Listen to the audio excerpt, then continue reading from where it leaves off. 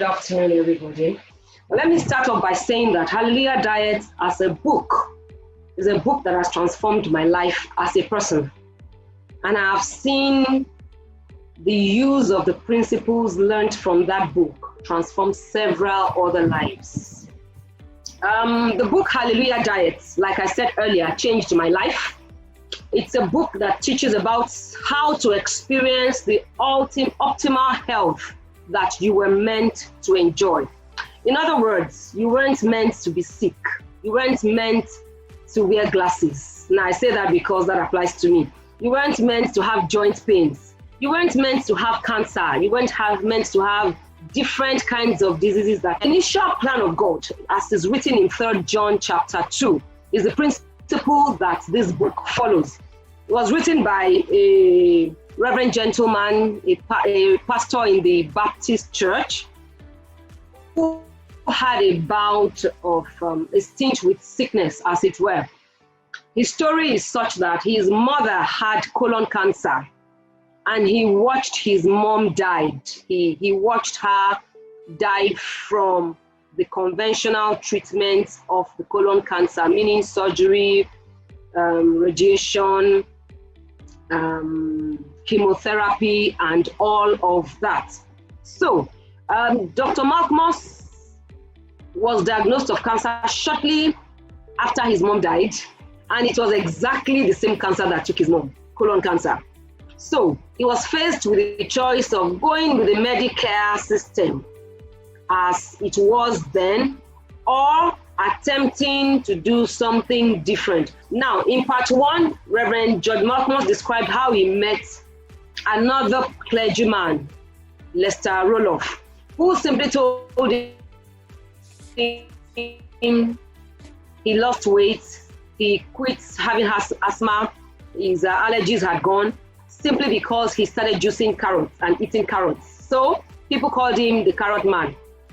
And Reverend Malcolmus decided that, well, whether he followed the conventional route or he went with this one, when they say cancer, you are assumed to be dying. So he decided to follow the less toxic way, and that's how he wrote about the plan of God for your life, our lives as a whole, as individuals.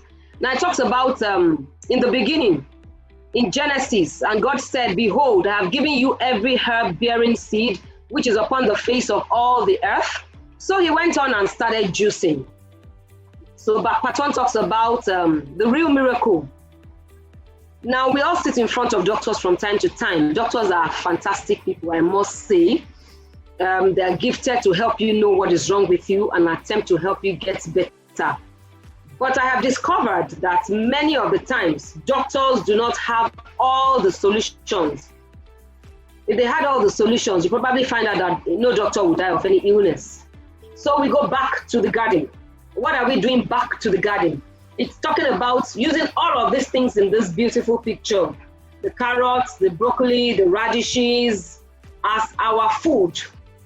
It's talking about taking a look around us, breathing in the fresh air, enjoying life as God intended in Genesis chapter 1, verse 29. So the basic principle in this book is saying to you and I that the plan of God is for us to live life as natural as is possible, free of toxins. When you go to the hospital for whatever reason, you are most likely prescribed with some drugs. And many of us have so much faith in the Medicare system that as soon as the doctor tells you you have this, you take it hook, line, and sinker and start taking the drugs. But many of the times, the doctors have it at the back of their mind that some diseases are incurable. And the list is endless. They say hypertension cannot be cured. And God has made provisions such that we are able to reverse those things that we did get by our own ways. So it's a question of our own ways versus God's way. Now, when we talk about our own way, we'll be talking about things like toxins. So what kind of toxins are we looking at? We talk about things like white flour, things that we should eliminate from our diet, things that we should take away because they are not the planned foods for the body. So in this diet, you're supposed to eliminate cow milk and all dairy products. You're supposed to eliminate sugar, soft drinks, packaged fruit juices, ice cream, and all of that. I'm sure some people don't like my face again, but I did write the book. Reverend Mark must wrote it. Okay? Now you're supposed to eliminate white flour, shawarma, pizza, what else do we eat? Cake, and all of that. We're supposed to eliminate donuts and stuff like that. MSG. Now the men will not like this. All those things we cook with. I don't want to mention brand names, but you know them. All those cubes we cook with, most of them contain MSG, if not all of them. If you're going to get a brand that doesn't contain MSG, it must be specifically written no MSG. But if you take a look back, talking about this MSG, discover that our grandmothers were not cooking with MSG. And if you ever ate your grandmother's food, you will agree with me that it was sweeter than our mother's food. So what was the secret? So it's time we go back to the garden where things started from. We're supposed to eliminate some other toxins too, highly processed refined foods, toxic emotions, and several other things from our lifestyle and diet. Now, this book is not only about the diet, it's also about your lifestyle. What do you do with yourself? What you eat, in addition to how you live your life.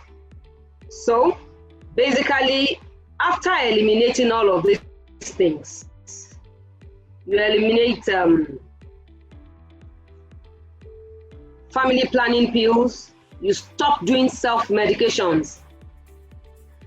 In Nigeria, where I come from, we are masters at self-medicating. Once you have a headache, you just buy paracetamol. We should not be doing self-medication and other health-destroying foods and habits. You know what you do that can destroy your health. So the question should be, what am I doing that is going to destroy my health? Basically, in this book, it talks about lifestyle and diet. And so I'm going to take a little time to explain what the diet is all about, what the lifestyle is all about. On that diet, you're supposed to eat only fresh fruits for breakfast. Some people don't like me already.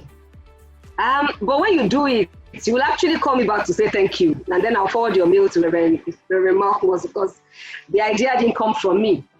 When you eat fresh fruits alone for breakfast, in other words, between 6 a.m. or whatever time you wake up till 12 noon, your body doesn't want to eat anything cooked. So, Hallelujah Diet recommends that you are taking juices like carrot juice, like beetroot juice, like barley powder or barley juice, and all of this in powder form. But because some of us don't live in US and those things can cost, we say you could also have fruits, so that it's not an elitist thing. It's something just about anybody can afford. Now, you don't have to eat all the fruits or take all the juices at once. You're supposed to have it at least 2 hours intervals to each other. Now, if you're dealing with any debilitating disease like cancer, like arthritis, like osteoporosis, like Alzheimer's and all of that, I would recommend that you stick to the green juices. So the Hallelujah Diet version is talking about barley, carrot, and beet.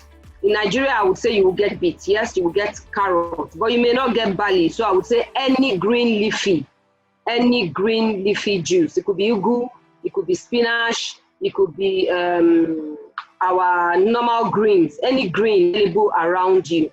So you run it through a juicer, and then the liquid comes out. You drink it 2 hours at intervals to each other. On the other hand, you could have lentils, beans, potatoes, yam, whatever local food is available to you that is not processed. Processing means it has not been altered. Its natural form is being retained. So that is supposed to be your lunch if you are not sick. But before that lunch, you are expected to eat a salad, and you're expected to have some digestive enzymes. We say you can get is a digestive food that you eat, after which you eat your main food. Of course, by the time you have eaten a bowl of salad, you discover that you are only going to be able to eat some little food. It won't be much again. But if you are sick, or if you have a diagnosis that you're trying to reverse, you better just stick to salads for lunch. And then your supper, whether you are sick or you are not sick, you're supposed to eat like that first slide, different colors on your platter. Salad, salad, salad. On a Hallelujah diet, you're supposed to drink a lot of clean water. Hallelujah diet recommends distilled water, but we say drink alkaline water for our own terrain, Nigeria. If you are somewhere where you can easily get distilled water is fine, but you may need to mineralize the water because distilled water does not contain too many minerals. So, Hallelujah diet teaches us about the doctors that God has put in place for us. And I call them the best doctors. The first one is the clean water. On Hallelujah diet, you're expected to take at least 6 to 8 cups of water per day, apart from your juices. Of course, apart from herbal teas, if you're taking herbal teas. And definitely coffee doesn't count as water. Fizz drinks don't count as water. Water and water can only be counted as water. Then clean air. On Hallelujah diet, we're expected to have opportunities to go around in gardens. A Lagosian will ask me, where do I get that from? There are places where you can get clean air. You only need to make conscious efforts to be around those places. You can make the air in your house clean by using humidifiers and making the place dust-free. And then occasionally be by watersides, be by beachfronts, and do deep inhalations. Deep inhalations mean you breathe in deeply. You breathe in for about 3 or 5 seconds, you hold it for 2, and then you exhale in 2 to 3 counts. Another fantastic thing that God has put for us is the sunlight. The sunlight helps us to synthesize vitamin D3, which is necessary for healing and for our health. For cancer patients, you need at least 3,000 to 5,000 IU of vitamin D3. And you can get many of that outside in the sunlight. So go outside as often as possible. Don't restrict yourself to being indoors. Another thing is exercise. We should work on our weight, work on our heart, work on our bodies, ensure that our body is moving so that your feet and your heart is toned. And then we should try and ensure that we are stress-free. In this world of today, that's a huge one, but then you need to make up your mind so that you remove stress and balance your emotions. Do not allow unnecessary toxic emotions to get to you. On Hallelujah diet, you're expected to pray daily, you're expected to study the Bible, you're expected to cast your cares upon the Lord. So, getting started, you need to know that to get started on this kind of diet, to make choices. Am I sick and trying to get well? Or am I well and trying to maintain my health? Your choices will make you to be able to chart your course, whether you are going through the recovery course or you are going through the maintenance course. For the recovery course on this diet, in this book, the recovery course comes with specific timing for everything. There's a bedtime assigned to you. There's time for sunshine exposure. There's time for drinking water. There's time for your meals. There's time for supplements. Of course, on this diet, if you're on the recovery path, there are supplements that you're expected to take. But if you are just for maintenance, then you set your goals. Do I want to eliminate everything at once? Is it realistic? Am I able to do it? You know, if you are sick, you don't have choices. You don't have too many choices. But if you are not sick, you can make choices to say, well, I'll start out by not doing animal protein for the next so and so. My own first thing I started with was carbonated drinks. I was an addict. I used to take like 8 bottles per day. But in the last 8 years, I haven't had 1 bottle. You know? So you need to chart your course, set your goals such that you are able to attend them. And the book comes with charts that will help guide you. Charts for shopping, charts for recipes, charts for how to go about every part of the plan. Then you start taking your first steps. You could decide your first steps is to get a juicer, because on Hallelujah Diet you need a juicer, you need blenders, solid blenders. A juicer is not a luxury on this diet. It is a necessity on this diet, because you're going to be consuming a lot of freshly juiced vegetables and fruits if you want to. So you prepare for detox.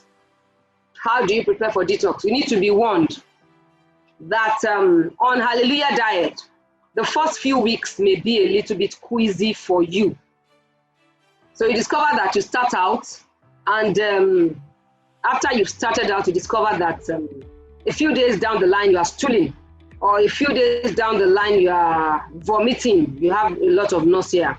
Some people have breakouts. I remember the first time I did these diets back to back and started out, I had breakouts all over my face, and you could them off. It was dry and scaly. I couldn't go out. But after that, my skin came out like, you know, when a new baby changes skin, that's exactly. So you should be aware that you may have detox symptoms. You may actually feel sicker the first few days of the diet. When that happens, it's called detoxification. You may experience different things. You may be lightheaded, you may be dizzy, but towards the end, towards a few days down the line, you discover that things will gradually improve. Things will gradually improve. And there are a few things you could use for detox. I put a few pictures here so that we can see that detox is not as mythical as people make it to be. You can just be in your house drinking cucumber water for every day, and your body will detoxify. You could just soak some fruits in water, and your body will use it to detoxify. Of course, there are several other things, especially if there's an ailment already diagnosed. But for somebody who just wants fruits, vegetables are all that you need. Now, somebody puts in the chat room, how do you balance this diet? And that's where I'm going to end my presentation. In love with food again. You need to understand that most of the things we eat were passed down by our parents. True or false? If you go to a typical Yoruba man's house, we will cook and put a lot of oil. If you go to another tribe, they say they don't eat so much oil. How did that happen? Because that's the way their parents, their ancestors lived. It doesn't mean that their bodies cannot adjust to other things. So on Hallelujah Diet, you will learn to fall in love with food again. What do I mean by that? It simply means that you begin to look at food as against what's in it for my mouth. Can I explain that? My mouth wants to taste the sweet, the sweet, the sweet. My body doesn't necessarily want only the sweet. I will program my mind, condition myself to say, I'm in love with the food for what it gives me, not for my taste buds. I'm in love with an apple for the fiber, not necessarily for the taste. I would eat bitter leaf, not because it's bitter, but because of what it does in my system, and so many other foods like that. So when you have made that paradigm shift, you start eating the foods that give life. Any food that is alive is the food that will give life. Now, in eating the foods that will give life, in a few weeks, in 21 days, max 28 days, that food you didn't like before, if you eat it every day, you will discover that your taste buds have adjusted to like that food. I give an example. I used to dislike avocado, but now I can spend my last penny to buy an avocado. I love it so much. But you see, it took a little while of me eating avocado every day to get used, or to get to that point of loving it. So To balance it, you start out gradually, you pick one or two and begin to use them. Now that is if you are not sick. If you are sick and you need to use fruit medical doctors, we say that you use both sides. There are good sides to every part of it. We have our limitations, they have their limitations. So use their strengths, use our strengths, and then get well. That's basically what it is all about. Again, let me round up. There are salads, there are smoothies, there are granola recipes, there are pies, and all those recipes are available in the book Hallelujah Diet. So how you're expected to be it, and gives you guide to lead you into the life. Of course, there are also other books that you can read by Reverend Dr. John Colbert, Reverend Tony Akinyemi. I must mention Reverend Tony Akinyemi because God used him to transform my life, and several other books that you can read. All right. Basically, Hallelujah Diet is a must-have for every home that wants to have healthy people in that home. And it is very easy to follow. Thank you very much for your time. I'm sure I can take a few questions.